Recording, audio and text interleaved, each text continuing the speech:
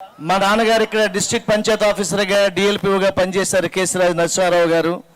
చాలాసార్లు నేను ఇక్కడికి వచ్చాను, ఇక్కడ ఎగ్జిబిషన్ గ్రౌండ్స్లో పాడాను. అప్పట్లో చాలామంది నేను తెలుగులో గజల్స్ పాడుతుంటే కొత్త అందరూ కూడా ఇక్కడ ప్రజలందరూ కూడా ఆశీర్వదించి నన్ను పంపించారు. ఆ తర్వాత 3 గిన్నిస్ రికార్డులు చేసే అదృష్టం ఈ శ్రీకాకుళం నేల ఇచ్చిందని నేను గర్వపడతాను. ఈ భూమి పుట్టిన తరువాత 150 భాషల్లో పాడిన ఘనత ఈ శ్రీకాకుళం గడ్డ ఇచ్చిందని గర్వపడతాను నేను. ఈ మట్టి వాసన అటువంటిది, ఇక్కడ ఆత్మీయత అటువంటిది, ఇక్కడ స్నేహం అటువంటిది, ఇక్కడ మర్యాద అటువంటిది. ఎప్పుడు ఇలా వెళ్ళినా ఈ శ్రీకాకుళం గాలి పీల్చి మళ్ళీ కొత్త ఆయుష్ పోసుకుని వెళ్ళినట్లే. ఇవాళ నా ఎదురుగుండా ఎంతో మంది ఆత్మీయులు ఉన్నారు. నాకు ఆత్మ బంధువు అమ్మినేని సీతారామ గారు, మా అక్క.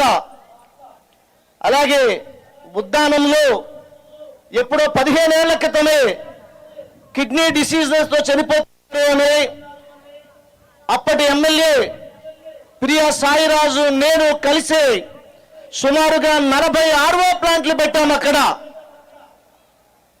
మా గజల్ చారిటబుల్ ట్రస్ట్ నుంచి, అమెరికాలో మా సొంత సంస్థ నార్త్ అమెరికా తెలుగు సొసైటీ నుంచి. ఇప్పటికీ నేను అడుగుతూ ఉంటాను, ఎలా ఉన్నారు నా ఉత్తరాంధ్ర ప్రజలని. అలాగే ఇటీవలే నాకు అత్యంత ఆత్మీయమైనటువంటి మనిషి మా రవికుమార్ గారు, ఆముదాల వలస ఎమ్మెల్యే. తరచూ కలుస్తున్నాం.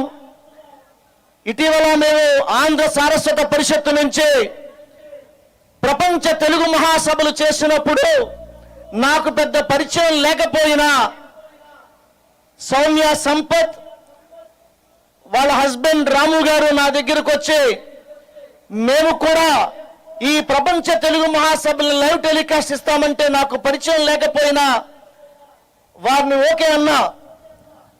నా దగ్గర 5 పైసలు కూడా తీసుకోకుండా 2వ ప్రపంచ తెలుగు మహాసభలు రాజమహేంద్రవరానికి సేవ చేసినటువంటి గొప్ప దంపతులు. వారిద్దరిని కూడా గట్టిగా మీరు చప్పట్లు కొట్టి అభినందించాలి.